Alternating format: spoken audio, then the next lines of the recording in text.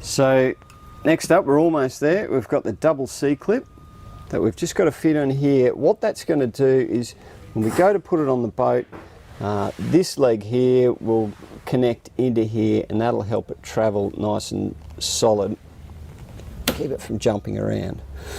So we want to set that up about 15 mil worth of alley pointing out at the bottom. You don't have to be too critical, but about 15 mil, make sure that's pointing back towards here.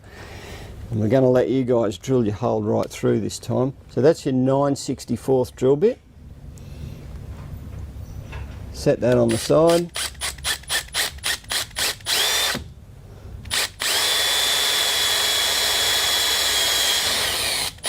Make sure you just go through one layer of aluminium, don't drill it out the other side.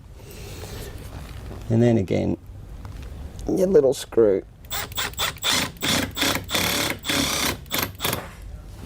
That's it. So you've got one of these for this side, and we'll put one on the other side. Ready to fit on the boat. So now that we've completed our top, I'm going to show you how to put your travel sock on. This is something that used to be an optional extra. It's included in your package now. So again, carefully open your bag. Travel sock. There it is there. So what we want to do, Glenn will give me a hand, we'll collapse the top in. This is something that you'll be doing on your boat. Obviously you'll be doing this from inside when you're on the water.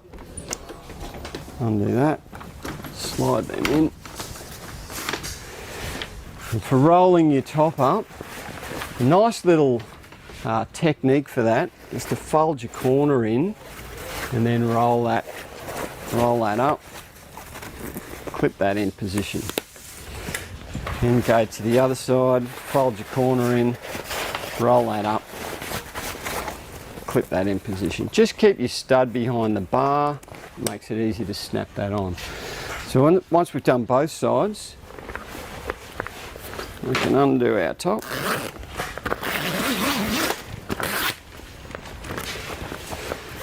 So as I mentioned, you'll normally be doing this from inside the boat.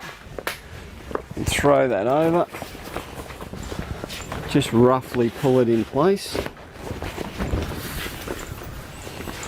It goes down there. Start your open-ended zip. Oops.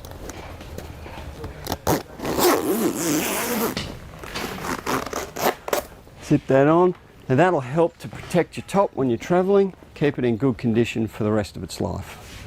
Okay, so the only other thing left to do with the travel sock is to fit these onto the little tab here. We'll do that when we get down to the boat. That's our next stage.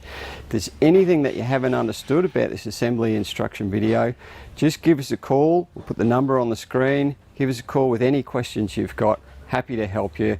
Monday to Friday, 8 to 5. Give us a ring, we'll help you out. So we're just going to run through the positioning of where to mount your Kingfisher. Obviously this is already in place, but I'll just run you through. You'll have 4 of your Kingfisher deck mounts, the stainless ones, and you'll use your little pack of screws. Generally speaking, for a boat like this, if you've got a poly type boat or a different type of boat, you may need to source a screw that's going to fit your particular boat. As far as the positioning goes, across the board with our current 4 sizes, the distance between the centre and the centre needs to be 500 millimetres. So in order to establish where on the boat you want that to be, I like to start with getting my tape measure out. Now we know that our top is 2.8 long, so on a boat like this, there's 2.8 metres.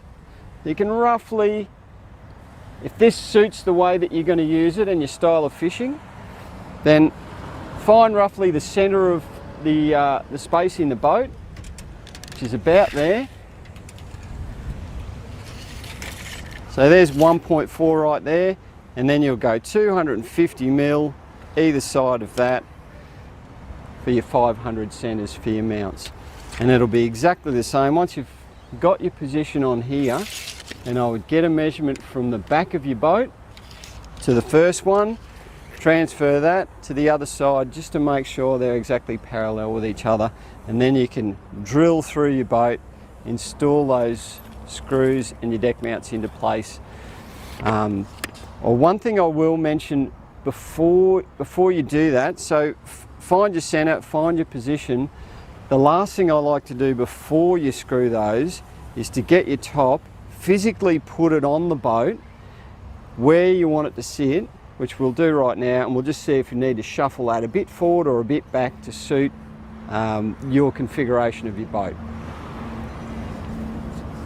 So grab your top, in this case, line those up, and we can see for this boat this position suits because we've got that bit of support up there. If you found that you were in an awkward space, or there's some part of your boat that's in the way, that's when you might want to shuffle these a bit forward or a bit back. But in this case, that's about bang on right there. Okay, so with your quick release pins, just line that up with your hole, pop that into place. So then that's secured here. When you want to stand it up on your boat, just pop these off first, Lynn.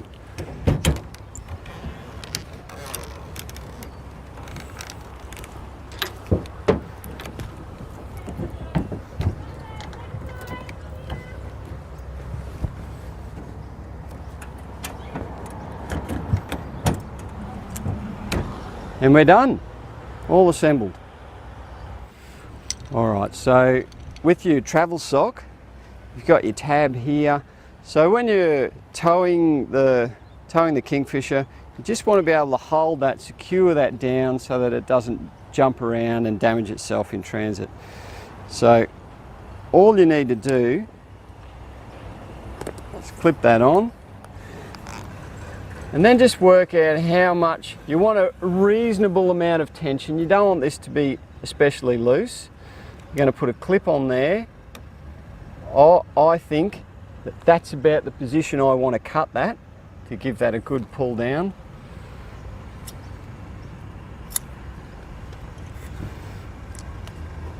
On here we've got a collar and a clip.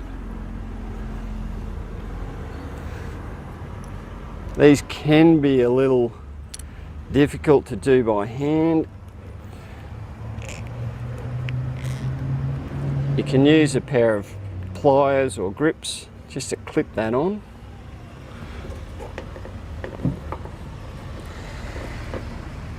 If you're a bit stronger than me, you'll get that no worries. Clip that onto your chine, and then exactly the same on the other side.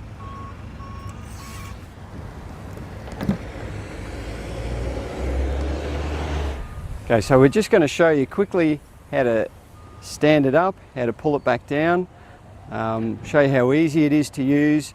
And of course the greatest feature of this is that you can fish under this top without struts and straps at the front and the back.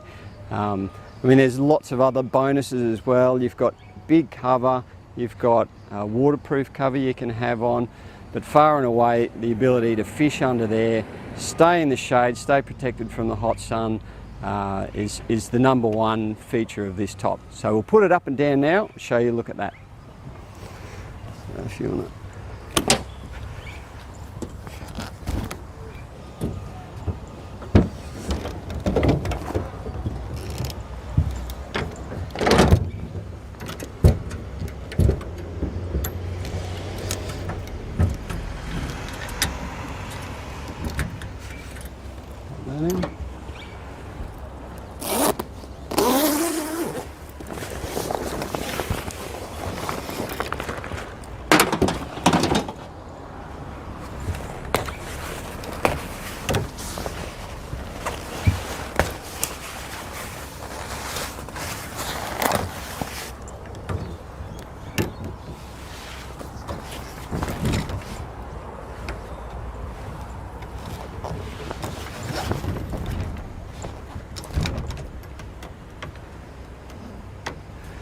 and you're ready to fish.